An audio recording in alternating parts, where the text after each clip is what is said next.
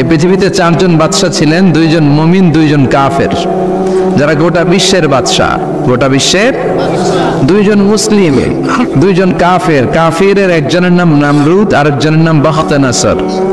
আর মুমিন একজন হচ্ছে সাইয়েদনা সুলাইমান আলাইহিস সালাম, আরেকজন হচ্ছে যুলকারনাইন। তো সাইয়েদনা সুলাইমান আলাইহিস সালাম আল্লাহকে বলল, আল্লাহ আমি গোটা বিশ্বের বাদশাহ, আমি গোটা পৃথিবীর সব মানুষগুলোকে একবার লাঞ্চ খাওয়াতে চাই। কি খাওয়াতে? লাঞ্চ মানে কি? দুপুরের খাবার। আল্লাহ বলবেন নো। আল্লাহ বললেন no, it's not your job Sulaiman. Sulaiman, এটা তোমার জব না, it's my duty, it's my job, it's my business. এটা আমার কাজ, আমার কাজ তুমি করতে যায় না। সাইয়েদনা সুলাইমান বললেন, আল্লাহ আমারে ট্রাই করার চেষ্টা দেন, সুযোগ দেন, আমাকে একটু ট্রাই করার সুযোগ দেন, চেষ্টা করার সুযোগ দেন। আমি একটু চেষ্টা করতে চাই গোটা বিশ্বের সব প্রাণীকুলকে, মৎস্যকুলকে, জিনকুলকে, মানবকুলকে খাওয়াতে চাই। আল্লাহ বললেন, সুলাইমান এইটা তোমার কাজ নয়, তুমি পারবা না, কাজটা কার?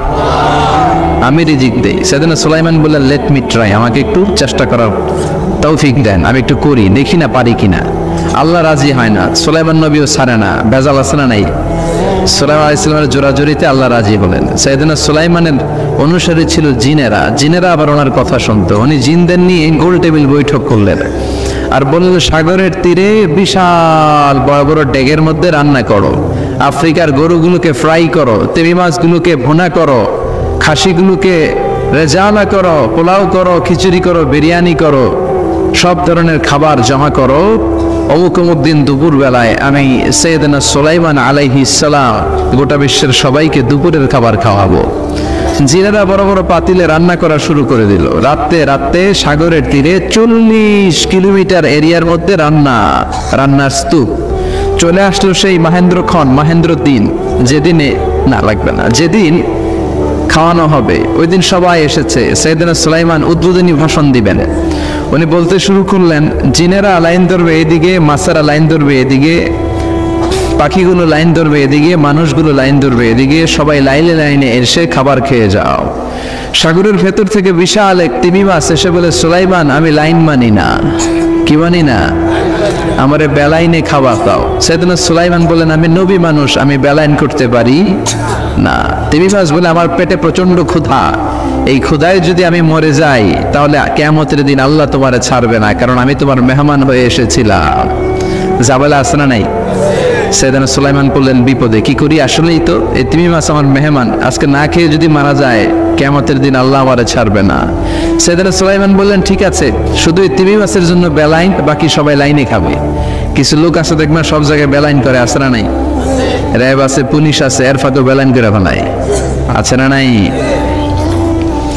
তো সাইয়েদনা সুলাইমান জিনদের আদেশ করে দিল, যাও আফ্রিকার একটা গরু, রোস্ট করা একটা গরু তিমি মাছের পেটের ভিতরে ঢুকায় দাও। তিমি মাছ বলল, সুলাইমান আমি হা করে রাখবো আমার মুখটা, যতক্ষণ না আমার পেট না ভরে তুমি খাবার দিতে থাকবা, পেট ভরে গেলেই মুখ বন্ধ করে ফেলবো। সাইয়েদনা সুলাইমানের কথা অনুযায়ী জিনের বাদশা একটা আস্ত গরু ফ্রাই করা তিমি মাছের পেটের ভিতরে ঢুকায় দিছে, কিন্তু তিমি মাছ হা করে আছে। সাইয়েদনা সুলাইমান বলেন, তো একটা খাসি মেরে দাও। একটা খাসি দিয়ে দিল, তারপরও হা করে আছে। বড় বড় ডেক থেকে পোলাও দাও, খিচুড়ি দাও, বিরিয়ানি দাও, আরো কয়েকটা গরু দাও, হা করে আছে। আরো কয়েকশো গরু দাও, হা করে আছে। আরো কয়েক হাজার গরু দাও, হা করে আছে। সুবহানাল্লাহ দেবেন না? দিতে দিতে 1 কিলোমিটারের খাবার নাই, 2 কিলোমিটারের খাবার শেষ, 10 কিলোমিটারের খাবার শেষ, 20 কিলোমিটার শেষ, 30 কিলোমিটার শেষ, 40 কিলোমিটারের খাবার শেষ। এখনো তিমি মাছের মুখটা হা করা আছে না নাই? সাইয়েদনা সুলাইমান সিজদায় পড়ে গেলেন, ডেকে বললেন, আল্লাহ আমি বুঝি নাই, গোটা বিশ্বের সবাইকে তো দূরের কথা একটা মাছরেও তো রিজিক দিতে পারলাম না। তিমি মাছ এখনো হা করা, ডেকে বলে, সুলাইমান প্রতিদিন রব্বুল আলামিন 3টা লোকমা খাবার আমারে খাওয়ায়, তুমি 40 কিলোমিটারের খাবার পেটে দিয়েছো, কিন্তু আল্লাহর 3টা লোকমার একটা লোকমার সমানও হয় না। এজন্য আল্লাহ বললেন, ওমা মিন দাব্বাতিন ফিল আরদি ইল্লা আলাল্লাহি রিজকুহা ওয়া ইয়ালামু মুস্তাকাররাহা ওয়া মুস্তাওদাআহা কুল্লুন ফি কিতাবিম মুবিন। আল্লাহু আকবার। এই পৃথিবীতে যত প্রাণী আছে, মানুষ আছে, সবাইকে রিজিক দেয় কে? এজন্য রিজিকের মালিক আল্লাহ ডেকে বললেন, গোলাম আযাব আর গজব ততদিন আসবে যতদিন তোমাদের নাফরমানি বন্ধ না হয়। আর যেদিন থেকে নামাজি হয়ে যাবা, যেদিন থেকে আল্লাহওয়ালা হয়ে যাবা, আযাব আর গজব বন্ধ করে দিবে কে? রহমত দিয়ে দেশটারে ভরে দিবে কে? লা ইন শাকারতুম লা আযীদান্নাকুম। শুকরিয়া করো, আমি নিয়ামত বাড়াই দিব। কার কথা? আল্লাহ। আর জোরে বলেন কার? আল্লাহ সব সময় আমাদেরকে তুমি নিয়ামত গুজারদের অন্তর্ভুক্ত হওয়ার তৌফিক দাও, আমিন। আর জোরে পড়েন আমিন। আমিন। আমার সাথী একটা ধরে কুয়াশা করে না, শুকরিয়া না, লাগবে না শুকরিয়া। এটা রহমতের কুয়াশা। আলহামদুলিল্লাহ পড়ে আমাকে ধরে সমস্যা হবে না ইনশাআল্লাহ। টিস্যু আছে তো মুছে নেওয়া যাবে। নাওতলা পশ্চিম পাড়া জামে মসজিদের উদ্যোগে 23তম বার্ষিক ওয়াজ ও দোয়ার মাহফিল। 23 বছর ধরে এখানে কোরআনের কথা হয়। আমরা খুশি না বেজার? আজকের এই মহতী প্রোগ্রামের সভাপতি বিশিষ্ট সমাজসেবক জনাব মোহাম্মদ ওহিদুল্লাহ সাহেব, চেয়ারম্যান 3 নং মাধাইয়া ইউনিয়ন পরিষদ, আমার নানা ভাই। জোরাজুরি করে আজকে আমার আনছে, আইনাই সারছে। আমি যত বছর বাঁচি অত বছর এনে আসতে হবে। কি বলেন আপনারা? আল্লাহ আমাদের সভাপতি নানা ভাইকে তুমি কবুল করে নাও। বিভিন্ন মাহফিল হলেই ছুটে যায়। অনেক চেয়ারম্যান আছে মাহফিল বন্ধ করে, আর আমার নানা ভাই মাহফিল করে, ঠিক কি না? এরকম চেয়ারম্যানের দরকার আছে না নাই? আল্লাহ তুমি ওনাকে কবুল করো। জনপ্রতিনিধি হিসেবে ওনার কাঁধে যে দায়িত্ব সবগুলো সঠিকভাবে আল্লাহ তুমি আঞ্জাম দেওয়ার তৌফিক দাও। আমাকে রেখেছেন প্রধান বক্তা, আপনাদের শুকরিয়া। আমার আগে কথা বলেছে বিশিষ্ট ইসলামী চিন্তাবিদ জনাব হযরত মাওলানা মোহাম্মদ আলী আশরাফ সাহেব, মুহাদ্দিস চান্দিনা আলামিন কামিল মাদ্রাসা। চমৎকার কথা বলছিলেন, আবার কিছু কালেকশনও করলেন। বিশ্বনবীও কিন্তু কালেকশন করতেন। বিশ্বনবী ঈদের নামাজের পরে মহিলাদেরকে বললেন, তাসাদ্দাকনা, মদিনার মহিলারা তোমরা বেশি বেশি দান খরচ করো, কারণ মেরাজের রাতে আমি দেখেছি পুরুষদের চেয়ে তোমরা নারীরা বেশি জাহান্নামী।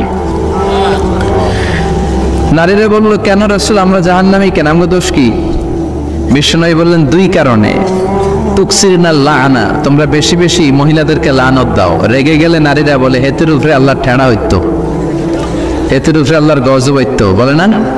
তো এক নারী আরেক নারীকে এরকম গালি দাও, ভর্ৎসনা করো, লানত দাও, এটা এক কারণ। আরেক হচ্ছে তাকফুরনাল আশিরা, তোমরা স্বামীর নাশুকরি করো।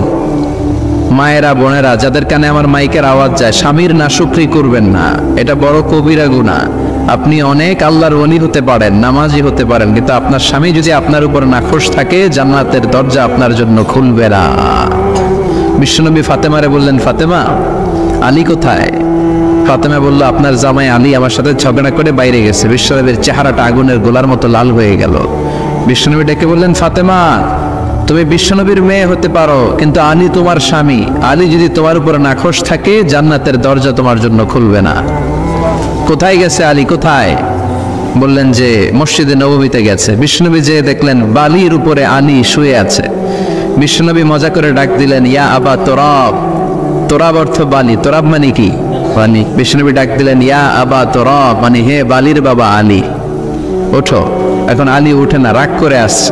বিশ্বনবী এদিক দিয়ে তাকায়, আলী ওইদিকে তাকায়। বিশ্বনবী ওদিকে আসলে আলী এদিকে তাকায়। মনে মনে করে এতক্ষণ আপনার মাইয়া গুতাইছে, এখন আপনি গুতাইতেছেন।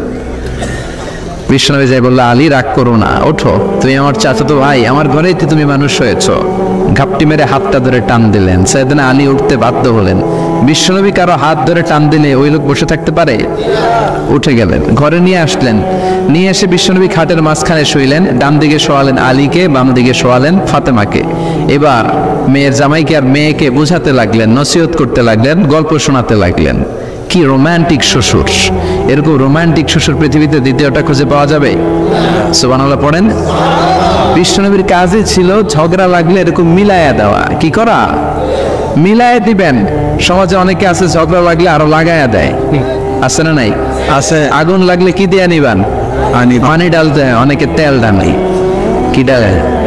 তো আগুন আরো জ্বলে ওঠে। বিশ্বনবী বললেন, না, খবরদার, ইসলাহু জাতিল বাইন, মিলায় দিবেন। স্বামী স্ত্রীর ঝগড়া মিলায় দেন, ভাইয়ে ভাই কুপাকুপি মিলায় দেন, এলাকায় এলাকায় গ্রামে গ্রামে মারামারি না লাগাইয়া মিলায় দেন। জান্নাতে আপনার ঘরটারে বড় করে দিবে কে? বিশ্বনবীর কাজ ছিল মিলায় দেয়া। বিশ্বনবী মক্কা থেকে মদিনায় হিজরতের আগে মদিনায় 2টা গোত্র ছিল। এই গোত্রের মধ্যে 120 বছর ধরে মারামারি। কয় বছর? তুমি কেউ এই মারামারিটা বন্ধ করতে পারে না। গোত্র দুইটার নাম হচ্ছে আউস আর খাজরাজ। এই আউস খাজরাজের মারামারি। বাবা মরে যাওয়ার সময় ছেলেরা ওসিয়ত করে যায়, নসিহত করে যায়, বাবারে আমারে কোপাইছে তুইও কোপাবি। ওই বলে আবার নাতিরে কয় আমারে মারছে তুইও মারবি। তো বংশ পরিক্রমায় মারামারি চলতেই থাকে, কেউ আর থামাইতে পারে না। বিশ্বনবী মক্কা থেকে মদিনায় হিজরত করতে এসে মদিনায় বাসাবাড়ি করে 7 দিনের মাথায় 120 বছরের মারামারি থামায় দিলেন। কি নবী ছিল, মিলায় দিতেন। ফাসলিহু বাইনা আখাওয়াইকুম, বাইয়ে বাইয়ে মারামারি লাগলে মিলায় দাও। স্বামী স্ত্রীর ঝগড়া হলে মিলায়ে দিবেন। এজন্য মায়েরা বোনেরা বিশ্বনবী বলেছেন তাকফুরনাল আশিরা, মেয়েদের সবচেয়ে বড় একটা সমস্যা হচ্ছে স্বামীর না শুকরি করে। স্বামী দিতে বললে ভালো, দিতে না বললে তুমি আমার জীবনে কিচ্ছু দাও নাই। এরকম আছে না নাই? স্বামী আর স্ত্রী বানায় যেজন মিস্ত্রি সে বড় আজব কারিগর, ঠিক কিনা? এই জন্য এই সম্পর্কটা সাইয়েদানা আদম আর হাওয়া থেকে শুরু হয়েছে। কিয়ামত পর্যন্ত স্বামী আর স্ত্রীর এই সম্পর্কের মাধ্যমে গোটা বিশ্বটারে জারি রেখে দিয়েছে কে? তো এই জন্য নারীদের জন্য জান্নাতে যাওয়া সহজ, তারা যদি কিছু প্রসিডিউর মেনটেন করে। বিশ্বনবী বললেন কোন নারী যদি 4টা কাজ করে ওই নারীর জন্য 8টা জান্নাতের দরজা খুলে দিবে কে?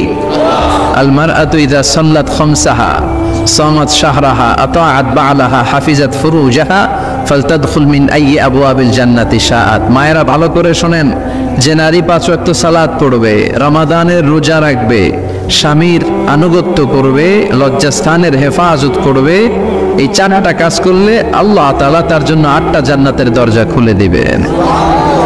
এজন্য বিশ্বনবীও কালেকশন করতেন। তো বিশ্বনবী বললেন মহিলারা বেশি বেশি দান করো। এই কথা শোনার পরে মহিলারা দান করা শুরু করলো। কেউ নাকের ফুল, কেউ কানের দুল, কেউ হাতের বালা, কেউ পায়ের নপুর, কেউ গলার চেইন বিশ্বনবীর হাতে জিহাদের জন্য দান করতে শুরু করলেন। বিশ্বনবীর হাত কয়টা? একটা বলে 2টা। তো 2 হাতে বিশ্বনবী আর কয়টা নেবেন? আর নিতে পারে না। বেলাল বললেন বেলাল তোমার চাদরটা নিয়ে আস। বেলাল এরকম চাদর নিয়ে ধরলেন। বিশ্বনবী কালেকশনের ওয়াজ শুরু করলেন আর বেলাল কালেকশনের সব জিনিসপত্র গুছাতে লাগলো। কোন সুবহানাল্লাহ।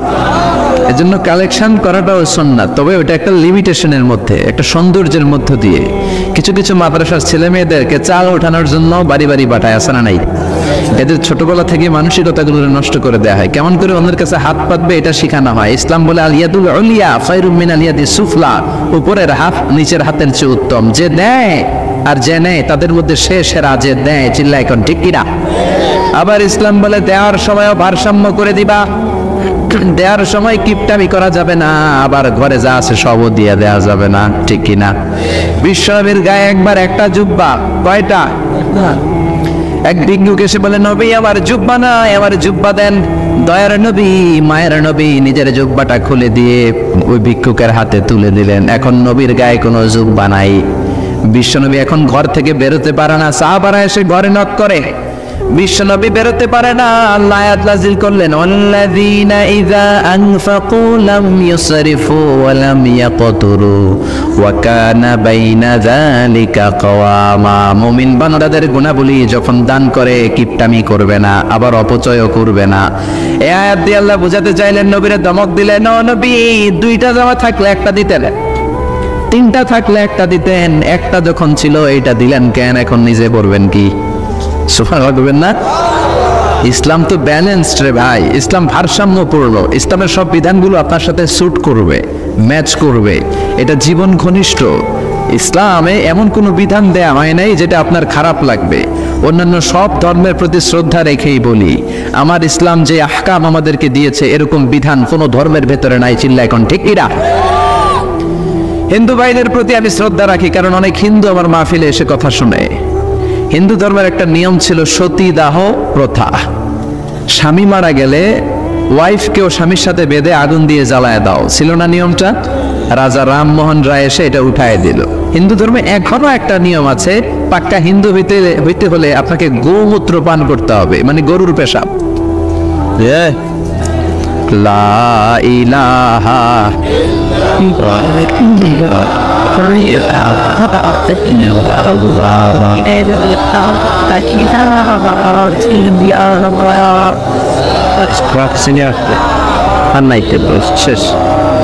লা ইলাহা ইল্লাল্লাহু মুহাম্মাদুর রাসূলুল্লাহ সাল্লাল্লাহু।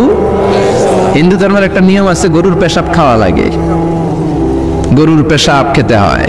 আমরা কি পেশাব খাবো গরুর? 1 কোটি টাকা দিলে? 2 কোটি? 5 কোটি? না, এটা আমাদের রুচিতে হবে না। কি সুন্দর, আমাদের রুচিতে বাদে এমন কোন নিয়ম আল্লাহ দেয় নাই। সুবহানাল্লাহ। আবার আমাদের সেলফ ডিমান্ড, আমাদের ডিজায়ার, আমাদের চাহিদা, আমাদের মননশীলতাকেও ইসলাম গুরুত্ব দিয়েছে। বিশ্বনবী বললেন, ইদা জা আল আশা ওয়াল আশা মান ফাকদ্দিমুল আশা ক্বাবলা আল আশা। ইসলামে রাতের নামাজকে বলে এশা, রাতের নামাজকে কি বলে? আর রাতের খাবারকে বলে আশা, কি বলে? ইসলাম বলে এশা আর আশা দুইটা যদি একসাথে আসে, এশার নামাজ রাখো, আগে আশা খাইয়ানো। সুবহানাল্লাহ। এশারও আজান হচ্ছে, গরম গরম বিরিয়ানি চলে আসছে, কি করবেন? আগে বিরিয়ানি খেয়ে নেবেন, আগে পেটটারে ঠান্ডা করবেন। তা না হলে বিরিয়ানির প্যাকেট রেখে দিয়ে যদি নামাজ পড়েন, নামাজের মধ্যে বিরিয়ানির চিন্তা আছে না নাই? সুবহানাল্লাহ করবেন না? কি সুন্দর ইসলাম। ইদা জাআল আশা ওয়াল আশা ফাকদ্দিমুল আশা ক্বাবলা আল আশা। চিল্লায়ে পড়েন সুবহানাল্লাহ। এজন্য ইসলাম আছে যেখানে আমরা আছি, কোরআন আছে যেখানে আমরা আছি। কথা বলেছেন আলী আশরাফ সাহেব, কালেকশন করতেছিলেন, ওইখান থেকে এই কথাগুলো আসলো। যারাই দান করেছেন মসজিদের জন্য, আল্লাহ কবুল করো। কথা বলেছেন হযরত মাওলানা মাহমুদ আবুল হাসান সাহেব, হযরত মাওলানা আবু হানিফ সাহেব। যারাই কথা বললেন, নিঃসন্দেহে কোরআন সুন্নাহর আলোকে বলেছেন। আল্লাহ এই কথাগুলোর উপর আমাদেরকে আমল করার তৌফিক দাও। আজকের মাহফিলে এসে আমরা খুশি না বেজার? আসুন আমরা তাকবীর দিয়ে আমাদের এই খুশির ধারাবাহিকতা বজায় রাখি। আমি পড়ব লিল্লাহি তাকবীর, আপনারা আমার সাথে তাকবীর দিবেন। পড়বেন আল্লাহু আকবার। পড়েন লিল্লাহি তাকবীর, লিল্লাহি তাকবীর, লিল্লাহি তাকবীর। আসুন এই চমৎকার রজনীতে আমাদের দামি সময় নষ্ট না করে আমরা মহাবিশ্বের মহাবিশ্বয় মহাগ্রন্থ আল কোরআন থেকে কথা শুনি। এর কারণ কোরআন এমন বরকতময় কিতাব, এই কিতাবের একটা ভুলও আজ কেউ ধরে দেখাইতে পারে নাই, বরং ভুল ধরতে আসলে তার হেদায়েতের রাস্তা খুলে যায়। ঠিক কিনা? কেউ কোরআনের ভুল ধরতে পারে নাই, কোরআনকে সংশোধন করা যায় নাই, কোরআনের শত্রুতা করে এর বিরুদ্ধে ষড়যন্ত্র করে কেউ সফল হতে পারে নাই। চিল্লায় কোন ঠিক কিনা? এজন্য রব্বুল আলামিন বলেন, এমন কিতাব একটা দিলাম, এই কিতাব তেলাওয়াত করলে হৃদয়টারে ঠান্ডা করে দেয় কে? ঈমান বাড়িয়ে দেয় কে? ওয়া ইযা তুলিয়াত আলাইহিম আয়াতুহু যাদাতহুম ঈমানা। মুমিন বান্দাদের সামনে কোরআনের তেলাওয়াত করলে ঈমান বাড়ায় দেয় কে? শুধু মুমিনদের ঈমান বাড়ায় না, কাফেরদের সামনে তেলাওয়াত করলে কাফেরদের কলিজাও ঠান্ডা হয়ে যায়। সুবহানাল্লাহ পড়েন। মিশরের একজন কারি ছিল, কারি আব্দুল বাসিত ইবনে আব্দুস সামাদ। ওনাকে নিয়ে মিশরের প্রেসিডেন্ট জামাল আব্দুল নাসির রাশিয়াতে একটা সফর করলো। তখন আবার রাশিয়ার নাম ছিল সোভিয়েত ইউনিয়ন। কি ছিল? সোভিয়েত ইউনিয়ন, এখন হচ্ছে রাশিয়া। বিশাল মন্ত্রী পরিষদের বহন নিয়ে গেল। রাশিয়ার প্রেসিডেন্ট মিশরের প্রেসিডেন্টকে লাল গালিচার সংবর্ধনা দিয়ে ওয়েলকাম করলো। এবার মিশরের প্রেসিডেন্ট তার মন্ত্রী পরিষদকে পরিচয় করায় দিচ্ছে যে এটা হচ্ছে আমার হোম মিনিস্টার, এটা আমার এডুকেশন মিনিস্টার, এটা আমার ফিনান্স মিনিস্টার। তো সবাইকে পরিচয় করে দেওয়ার পরে ওনার সাথে যে মিশরের কারি আব্দুল বাসিতের দিকে তাকিয়ে রাশিয়ার প্রেসিডেন্ট বলে, এইটা আবার কোন মন্ত্রী? এটা হোমমন্ত্রী, এটা শিক্ষামন্ত্রী, এটা অর্থমন্ত্রী, এই যে জুব্বা পরা এই লোকটা, এটা আবার কোন মন্ত্রী? তো মিশরের প্রেসিডেন্ট বলে, এটা আমাদের কোনো মন্ত্রী না, এটা আমগো কারি। এটা কি? হেরা কি কারি কি বুঝে? এরা বলতেছে কারি আবার কি? তো মিশরের প্রেসিডেন্ট জামাল আব্দুল নাসির বলে, he is the reciter of our holy book Quran. তিনি আমাদের ধর্মীয় গ্রন্থ কোরআন তেলাওয়াত করে আমাদেরকে শোনায়। আমরা আমাদের বিভিন্ন প্রোগ্রামে ওনাকে ইনভাইট করি, উনি আমাদের ধর্মীয় গ্রন্থ আবৃত্তি করে শোনায়। তো রাশিয়ার প্রেসিডেন্ট বলে, তোমাদের ধর্মগ্রন্থ আবৃত্তি করে শোনায় তোমাদের প্রোগ্রামে? আজকে রাতেও তো আমাদের জাতীয় প্রোগ্রাম, একটা বড় প্রোগ্রাম আছে, যেই প্রোগ্রামে আমরা সবাই মদ খাবো আর বেলি ড্যান্স দেখবো। কোমর দুলানো ডান্স, রূপবানে নাচে কোমর দুলাইয়া, এই কোমর দুলানো ডান্স আমরা দেখব। তো তুমি যদি বলো আজকের এই ডান্স বন্ধ করে আমরা তোমাদের কারি সাহেবের কাছ থেকে তেলাওয়াত শুনতে পারি, জামাল আব্দুল নাসির বলল ঠিক আছে তাই করেন, ডান্স বন্ধ করে দেন। তো রাশিয়ার প্রেসিডেন্ট কয় ওকে ডান, দ্য ডিসিশন ইজ ফাইনাল। আজকে রাতে কোমর দুলানো নৃত্য হবে না, আজকে তোমাদের কারি সাহেবের তেলাওয়াত শুনবো আর মদ খাবো। কি খাবো? ড্যান্স বন্ধ করছে মাগার মদ বন্ধ করে নাই। তো আব্দুল বাসিত রাজি হলেন, ওনাকে নিয়ে যাওয়া হলো, সিঙ্গাররা গিটার দিয়ে যেখানে গান গায় ওখানে বসানো হলো ওনারে। আর সবার হাতে মদ, উইস্কি, রেড ওয়াইন, অ্যালকোহল নিয়ে বসেছে যে মদ খাবে। রাতে এরা মদ খায়, দু এক প্যাক না খেলে এদের ঘুম হয় না।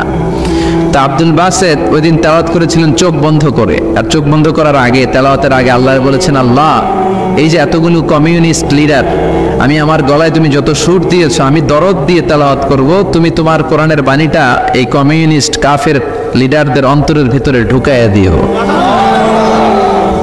সবাই মদ নিয়ে রেডি, উনি শুরু করলেন আউযু বিল্লাহি মিনাশ শাইতানির রাজীম বলে তেলাওয়াত শুরু করলেন।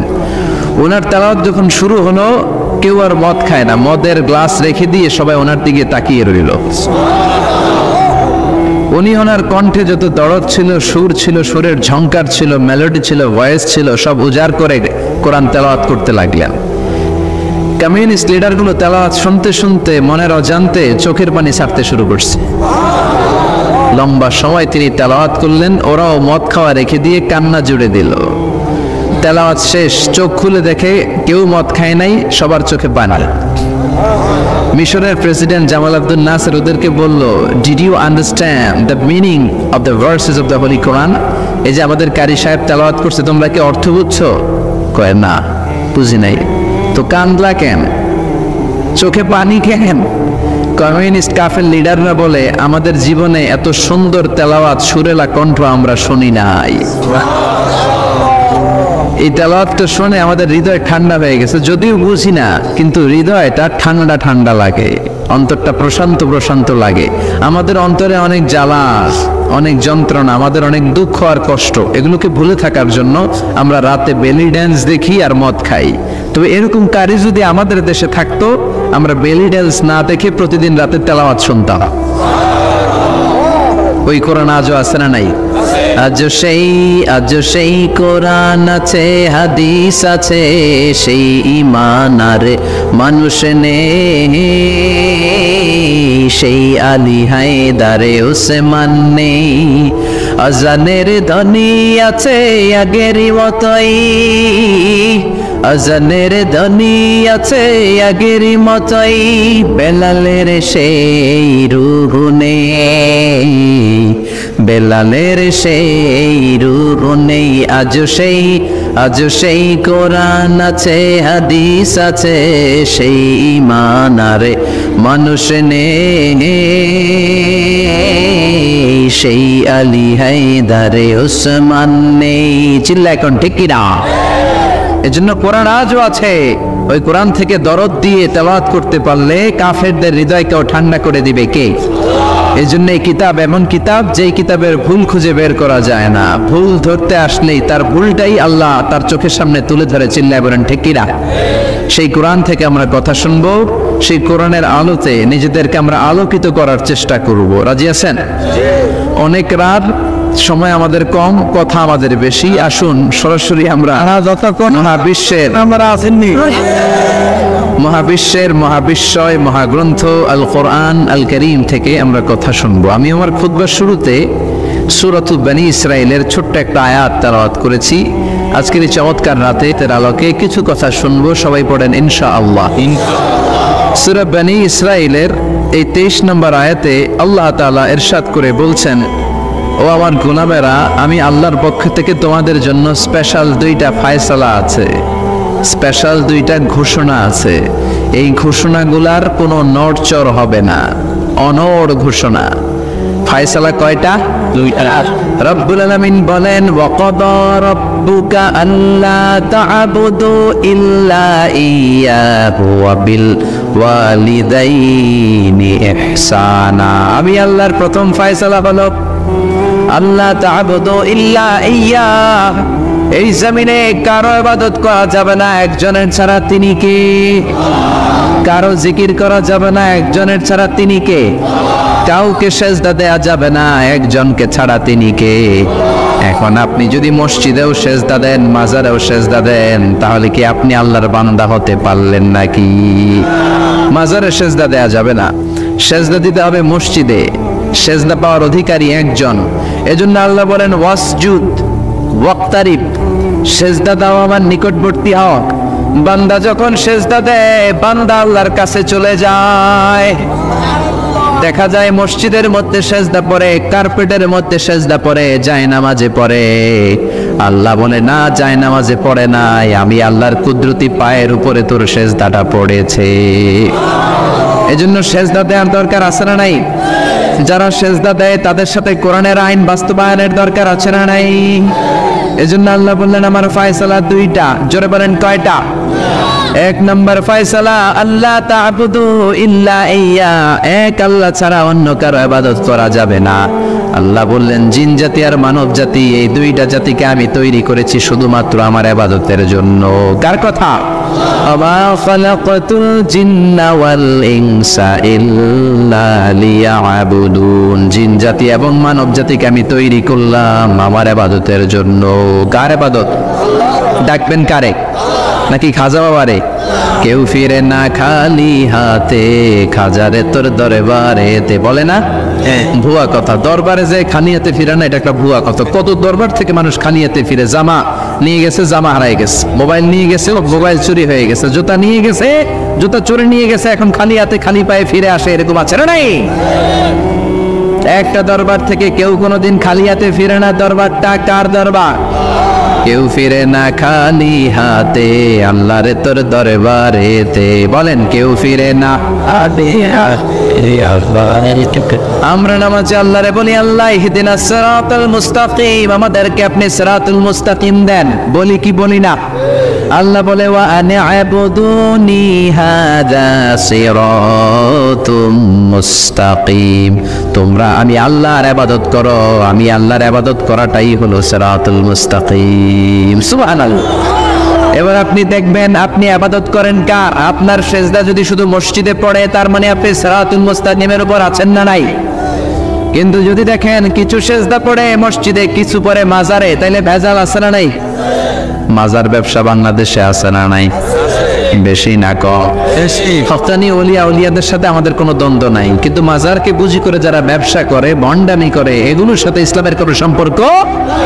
তো দিল বান্দা কালমা চোর, না পায় শ্মশান না পায় ঘর, দিন থাকিতে আয়রে পথে ছাইড়া দে ভণ্ডামি, ভণ্ডামি ভণ্ডামি ভণ্ডামি, ছাইড়া দে ভণ্ডামি। নামাজ কালাম পড়ে না, ইবলিশ শয়তানের নান। আছে না নাই?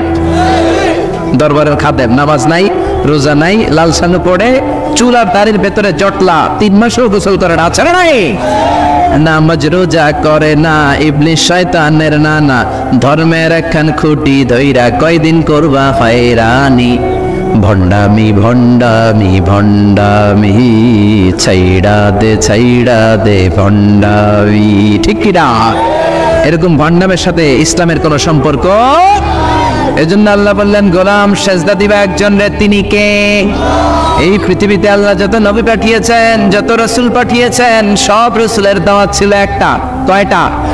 কোন নবীর সাথে আরেক নবীর কথার কোনো গরমিল ছিল নাকি? এক নবী বলছে আল্লাহর ইবাদত করো, আরেক নবী এসে বলছে কৃষ্ণের ইবাদত করো। এরকম হয়েছে? এক নবী বলে আল্লাহর ইবাদত করো, আরেক নবী বলে গৌতম বুদ্ধের ইবাদত করো। এরকম আছে নাকি? সব নবীরা বলেছে ইয়া কওমি ইবুদুল্লাহ মা লাকুম মিন ইলাহিন গায়রুহু আফালা তাত্তাকুন, ও আমার কওমের লোকেরা ইবাদত করবা একজনের, তিনি কে? তাহলে আল্লাহ বললেন গোলাম আমার ফয়সালা দুইটা। প্রথম ফয়সালা আল্লাহ তা'বুদু ইল্লা ইয়া, ইবাদত আমি আল্লাহ ছাড়া অন্য কারো করা যাবে না। যার ইবাদত করা হয় তারে বলা হয় আরবিতে মাবুদ। আমাদের মাবুদ কে? আমাদের মাবুদ হচ্ছে আল্লাহ। তাহলে আল্লাহর প্রথম ফয়সালা ইবাদতের হকদার, ইবাদত পাওয়ার উপযুক্ত মহাবিশ্বে কেবল একজন সত্তা, তিনি কে? আল্লাহর এই ফয়সালার সাথে, সিদ্ধান্তের সাথে আপনার একমত? দ্বিমত নাই কেউ? না, কেউ নাই। না, তাহলে দ্বিতীয় ফয়সালাটা শুনি। হ্যাঁ, আল্লাহ বললেন ওয়াবিল ওয়ালিদাইনি ইহসানা, আমি আল্লাহর প্রথম ফয়সালা, আমি ছাড়া কারো ইবাদত চলবে না। আমি আল্লাহর দ্বিতীয় ফয়সালা, মাতা পিতার সাথে তোমরা ইহসান করবা, মাতা পিতার সাথে ভালো আচরণ করবা, মাতা পিতার কাছ থেকে দোয়া নিবা। আল্লাহর দ্বিতীয় ফয়সালা মা বাবাকে নিয়ে, প্রথম ফয়সালা আল্লাহকে নিয়ে। স্বয়ং আল্লাহর ব্যাপারে আল্লাহ বললেন আমার ইবাদত ছাড়া অন্য কারো ইবাদত চলবে না। দ্বিতীয় ফয়সালা বললেন আমার ইবাদতের পরেই যে বড় ফরজটা তোমাদের উপর আমি চাপিয়ে দিলাম, মাতা পিতার খেদমত। চিল্লায় এখন আল্লাহু আকবার। আল্লাহর ইবাদত করা যেমনি ফরজ, মা বাবার খেদমত করা ফরজ করেছে কে? নাকি মা বাবার খেদমত নফল, নাকি অপশনাল?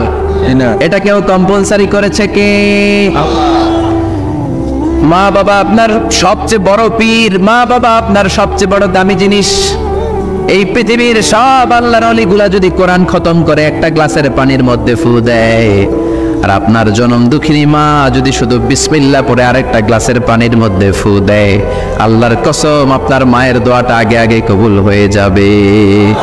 ওগো মা তুমি এই ধরনের শ্রেষ্ঠ নেয়ামত, তোমারই পদতলে রয়েছে জান্নাত।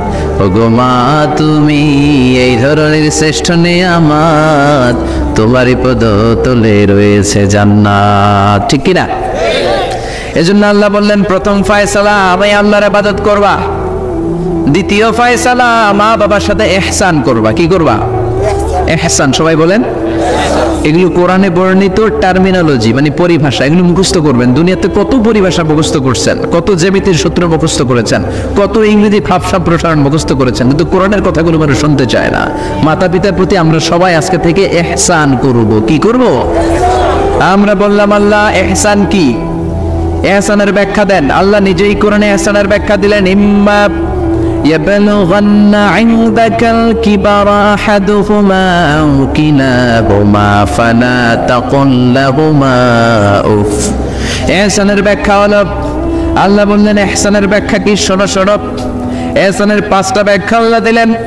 প্রথম ব্যাখ্যা হলো মা বাবা যখন বার্ধক্যে উপনীত হয়, মা বাবার বয়স যখন 60 হয় 70 হয়, তখন তাদের কোনো কর্মকাণ্ডের কারণে ছেলে মেয়ে হিসেবে নাক ছিটকানো যাবে না, উফ শব্দটাও করা যাবে না। কার কথা? মা বাবা আমাদের অনেকেরই বয়স হয়ে গেছে 60-70 আছে না নাই?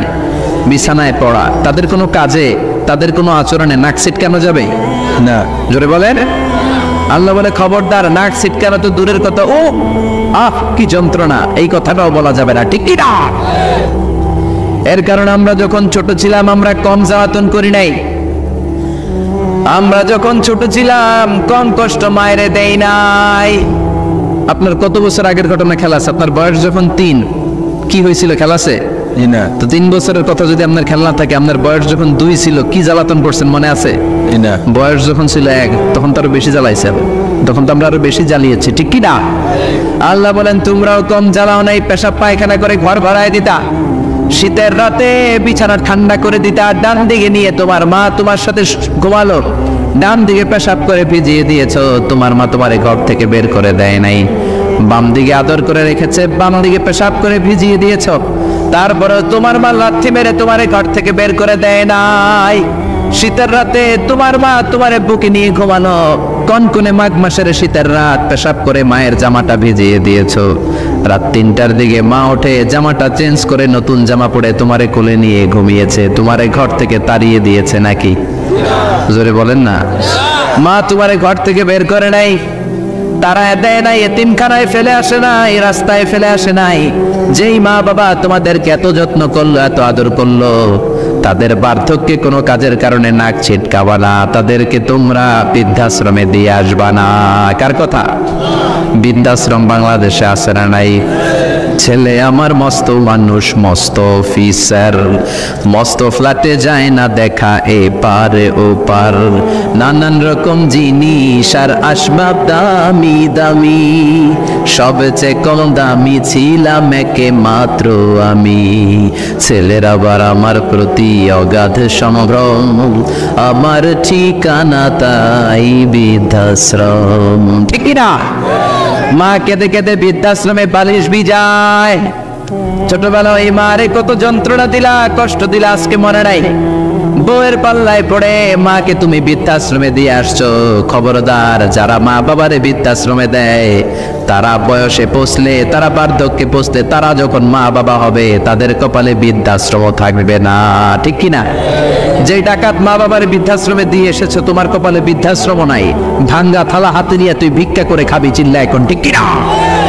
আল্লাহ বললেন খবরদার, আমি আল্লাহর দুইটা ফায়সালা, প্রথম ফায়সালা ইবাদত হবে একজনের, তিনি কে? আর ইহসান করবা মা বাবার সাথে। আমরা বললাম ইহসান কি? আল্লাহ বললেন মা বাবা যখন বার্ধক্যে পৌঁছে, খবরদার তাদের কোনো কাজে নাক ছিটকাবা না, বৃদ্ধাশ্রমে দিবা না, তাদের খেদমত করবা। তোমার জীবনটারে উজালা করে দিবে কে? জোরে বলেন না। আল্লাহ বললেন ইহসানের 2 নাম্বার ব্যাখ্যা, ওয়ালা তানহারহুমা ওয়া কুল লাহুমা কাওলান কারীমা। মা বাবার ধমক দিও না। কি দিও না? অনেকে মা বাবার ধমক দেয়, কি দেয় না? উদাহরণ জোরে কোন? সবার সাথে ভালো আচরণ, ঘরে ঢুকলেই মারে বকা দেয়, গালি দেয়, আছে না নাই? আর বাবারে ডাকে বুড়া, মারে ডাকে বুড়ি, আছে না নাই? তুমি কেমন করে বাবারে বুড়া ডাকলা, মারে বুড়ি ডাকলা? তাদের এই বয়সটা তো এমনি এমনি হয় নাই। তোমারে লালন পালন করতে যেই তারা তাদের জীবন যৌবন হারিয়ে আজকে বুড়া বুড়ি, ঠিক কি না? তোমাকে মানুষের মতো মানুষ করতে যে তারা তাদের জমি হারালো, তোমারে বিদেশ পাঠাতে যে তারা তাদের ভিটে মাটি হারালো। খবরদার এরকম দয়াময় মা বাবাকে ধমক দিও না। কার কথা? ওয়ালা তানহারহুমা। 3 নাম্বার ব্যাখ্যা আল্লাহ বললেন ওয়াকুল লাহুমা কাওলান কারীমা। মা বাবার সাথে কোমল আচরণ করো, মোলায়েম ভাষায় কথা বলো, নরম ভাষায় কথা বলো। কি ভাষায়? নরম ভাষায়। অনেকে আছে দেখবেন সবার সাথে খুব মিষ্টি আলাপ, বন্ধু বান্ধবের সাথে ভালো আচরণ, বাজারে গেলে ভালো আচরণ, স্কুলে ভালো আচরণ, ঘরে ঢুকলে মায়ের গালি দেয়, আছে না নাই? বাপের গালি দেয়, আছে না নাই? ফ্যান্সি ডিলের টাকার জন্য মারে লাথি মেরে ঘর থেকে বের করে দেয়, এরকম ডাকাত আছে না নাই? আল্লাহ বললেন খবরদার, যত ভদ্রতা তুমি জানো, যত নম্রতা জানো, যত কার্টিসি তুমি জানো, সব কার্টিসি তুমি তোমার মা বাবার জন্য খরচ করবা। এরপর আল্লাহ বললেন ওয়াখফিদ লাহুমা জানাহায যুল্লি মিনার রাহমাতি ওয়া কুর রাব্বিরহামহুমা কামা রাব্বায়ানি সাগীরা। তোমার যত ক্ষমতা আছে, সম্পদ আছে, মা বাবার জন্য বিলিয়ে দাও। বেতন পেলে টাকাটা আগে মায়ের হাতে দাও। বউরে তো দিবেনি, আগে কিছু মায়ের হাতে দিয়ে, ঠিক কি না? গিফট দিলে আগে মায়ের গিফট দাও। বরকত দিয়ে দিবে কে? সমাজের মারে মার হাতে তুলে দাও, বরকত আছে না নাই? মায়ের হাতে আগে দিলে ওই বেতনের ভেতরে বরকত ঢুকায় দিবে কে? আর বাবা মা একজন কিংবা 2 জন যদি দুনিয়া ছেড়ে বিদায় নেয়, তাদের কবরের সামনে দাঁড়িয়ে চোখের পানি ছেড়ে পড়তে আরম্ভ করো রব্বির হামহুমা কামা রাব্বায়ানি সাগীরা ওয়া কুর রাব্বির হামহুমা কামা রাব্বায়ানি সাগীরা। ও আল্লাহ, মা বাবা দুজন যেমনি আমাদেরকে আদর করেছে, মা বাবার কবরে তুমি আমাদের বাবা মা 2 জনকে আদরের চাদরে ঢেকে নিও। পড়ে না আমিন। যাদের বাবা মা নাই এই দোয়াটা করবেন, প্রত্যেক নামাজের পরে আব্বা আম্মার জন্য এই দোয়াটা করতে হবে। রাজি আছেন তো? আমরা যারা আব্বা আম্মা হারিয়েছি, আল্লাহ তাদের কবরগুলোর তুমি জান্নাতের বাগান বানাও। এজন্য মা বাবার সাথে ভালো আচরণ এটা ফরজ। যুবক ভাইয়েরা, রক্ত গরম, মাথা ঠিক থাকে না, মার সাথে কি বলো, বাবার সাথে কি আচরণ করো। যেই বাবা মা তাদের জীবন যৌবন শেষ করলো তোমার জন্য, খবরদার ওই বাবা মারে গালি দিও না। তুমি নামাজি হতে পারো, তুমি আল্লাহর ওলি হতে পারো, হাজী সাহেব হতে পারো, কিন্তু মা বাবা যদি তোমার উপর নাখোশ হয়, তোমার দুনিয়াও শেষ, আখিরাতও আমও শেষ। সালাও। এজন্য বিশ্বনবী বললেন সবচেয়ে ভালো আমল মা বাবার সাথে ভালো আচরণ।